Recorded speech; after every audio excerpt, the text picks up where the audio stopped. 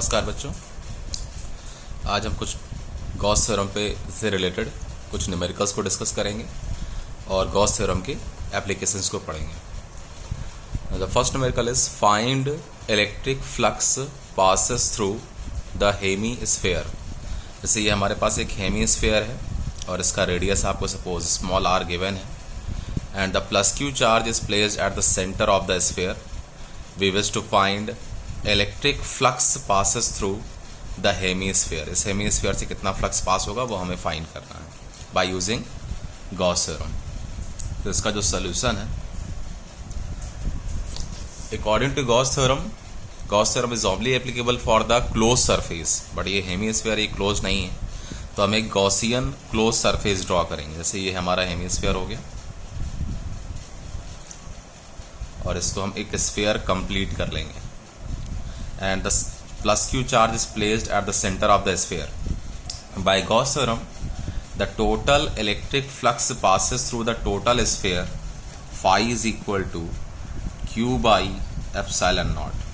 जिसको हम कल पढ़ चुके हैं। The total electric flux passes from the closed surface is equal to 1 upon epsilon naught times of total charge enclosed by the surface. तो हमने एक Gaussian close surface sphere draw कर लिया है। इससे जो फ्लक्स पास होगा phi equal to Q by epsilon not.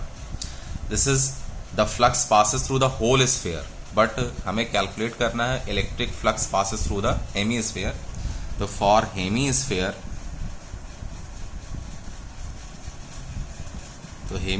उसके लिए जो फ्लक्स होगा phi dash it is equal to phi by two, क्योंकि टोटल स्फीयर से जो फ्लक्स पास हो रहा है वो फाई है। सो हेमीस्फीयर के लिए हाफ हो जाएगा, तो phi dash equal to phi by two. This is phi dash equal Q upon 2 epsilon naught. This is the answer. The total electric flux passes through the hemisphere. Phi dash equal to q by 2 epsilon naught. Similar type एक second numerical है। ऐसे हमारे पास एक square seat है, ये NCERT problem है, और स्क्वायर सीट के जस्ट अबव जैसे ऐसे रखा हुआ है। स्क्वायर सीट के जस्ट अबव यहाँ पे एक प्लस क्यू चार्ज प्लेस किया है। जैसे इसका आपके पास स्क्वायर सीट का जो साइज़ है वो 10 सेंटीमीटर, ये भी 10 है, तो ये डिस्टेंस आपको 5 सेंटीमीटर गिवन है। तो हमें फाइंड करना है total electric flux passes through plus Q charge through the seat. इस सीट से कितना फ्लक्स पास होगा वो हमें फाइंड करना है। तो इसके लिए जो सोल्यूशन है, Gauss theorem is only applicable for the close surface. तो हम एक क्लोज क्यूब बनाएंगे इस स्क्वायर सीट को कंसीडर करते हुए। इस तरीके से एक गॉसियन सरफेस हमने ड्रॉ कर लिया। इसकी ईस्ट साइड की मेजरमेंट 10 है और यहाँ पर सेंटर पे प्लस क्यू चार्ज रखा हुआ है, plus Q charge placed at the centre. So total electric flux passes through the whole cube by Gauss theorem. Phi is equal to Q upon epsilon naught. हमको find करना है electric flux passes through the single square sheet. इस single face से कितना flux pass होगा। तो total इसमें जो फेजेस हैं 1 2 3 4 5 6, टोटल 6 फेज होते हैं क्यूब में। तो टोटल 6 फेजेस से जो फ्लक्स पास हो रहा है phi is equal to Q by epsilon naught. तो अगर हम फाइंड करते हैं फॉर वन फेज, तो वन फेज से जो फ्लक्स पास होगा this is phi dash equal to phi by 6 हो जाएगा। So phi dash equal to Q upon 6 epsilon naught, ये रिजल्ट होगा।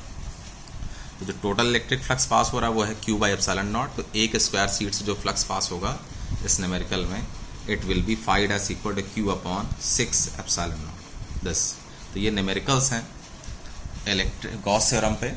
इस तरीके से न्यूमेरिकल्स आप ट्राई कर सकते हैं। एंड अब हम डिस्कस करेंगे एप्लीकेशंस ऑफ गॉस थ्योरम।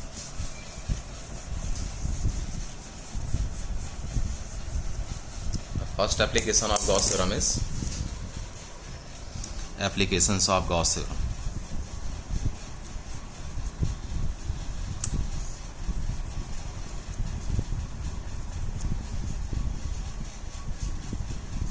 इसका जो फर्स्ट एप्लीकेशन है गॉस थ्योरम का, electric field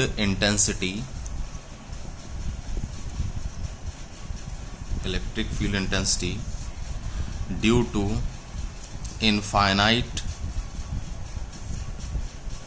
long straight wire straight wire having linear charge density lambda. तो हमें फाइंड करना है बच्चों electric field intensity due to infinite long straight wire having linear charge density lambda, या uniformly charge है वो, और उस uniformly charge infinite length wire से हमें फाइंड करना है electric field intensity by Gauss theorem. तो ये हमारे पास एक वायर है, इसकी लेंथ इनफाइनाइट है, इट इज़ यूनिफॉर्मली चार्ज, ये आपका यूनिफॉर्मली चार्ज है विथ प्लस क्यू चार्ज, और इस यूनिफॉर्मली इनफाइनाइटली लेंथ वायर से हमें कैलकुलेट करना है electric field intensity at R distance from the wire. तो वायर से आर डिस्टेंस पे एट पॉइंट पी हमें कैलकुलेट करना है इलेक्ट्रिक फील्ड इंटेंसिटी कितनी है। तो इसके लिए हम गॉस थ्योरम अगर अप्लाई करें तो हमें एक गॉसियन सरफेस ड्रॉ करना पड़ेगा, क्लोज सरफेस। तो यहाँ पर हम इसके सराउंडिंग में एक सिलेंडर ड्रॉ करते हैं। तो सिलेंडर हमने ऐसे ड्रॉ कर दिया। सिलेंडर के हर एक पॉइंट पे जो इलेक्ट्रिक फील्ड इंटेंसिटी होगी on the surface it will B same, लेकिन इनका जो डिस्टेंस है वायर से वो सब सेम होगा। तो यहाँ पर हमने एक गॉसियन सिलेंड्रिकल सरफेस ड्रॉ कर लिया। तो गॉसियन सिलेंड्रिकल सरफेस में जो 3 फेजेस हैं, एक फेज यहाँ पर हो गया, एक फेज हमारा ये हो गया, एक ही हमारा थर्ड ये हो गया, तो 3 सरफेस हो गए। तो यहाँ पर अगर हम ड्रॉ करते हैं एक एरिया वेक्टर अगर हम लें, तो एरिया वेक्टर को अगर हम लेंगे तो ये हो जाएगा हमारे पास ds vector in outward direction. Positive charge से इलेक्ट्रिक फील्ड होती है अवे फ्रॉम द चार्ज, तो ये भी आउटवर्ड डायरेक्शन। तो यहाँ जो एंगल क्रिएट होगा इट विल बी 90 डिग्री। अगर यहाँ पर हम सरफेस लें तो area vector in outward direction perpendicular to the surface, electric field intensity also in outward direction E vector. तो यहाँ पर जो एंगल क्रिएट होगा इट विल बी 0 डिग्री। अगर थर्ड सरफेस की बात करते हैं तो third surface area vector perpendicular outward and electric field intensity away from the charge E vector, यहाँ भी जो एंगल होगा वो 90 डिग्री है। तो इस तरीके से हमने इसको सिलेंडर को 3 फेजेस में डिवाइड कर लिया, फर्स्ट, सेकेंड एंड थर्ड। तो फर्स्ट में electric field intensity area vector 90 degree angle, second के लिए 0 डिग्री एंगल और थर्ड के लिए 90 डिग्री एंगल। तो हम कैलकुलेट करेंगे इस पूरे सिलेंडर से कितना फ्लक्स पास होगा। देखिए प्रूफ में, तो total electric flux passes through the cylinder phi is equal to, पहले कैलकुलेट करें electric flux passes through the first face. तो फर्स्ट वाले सरफेस से जो फ्लक्स पास होगा this is first surface, surface integral E vector dot ds vector, ये first surface हो गया, plus second surface E vector dot ds vector, plus electric flux passes through the third surface E vector dot ds vector. तो इन 3 phases से flux pass हो रहा है 3 surface से 1, 2 and 3। तो जो फ्लक्स है फाई, जैसे कि फर्स्ट सरफेस के लिए जो एंगल है, angle between E vector and ds vector it is equal to 90 degree.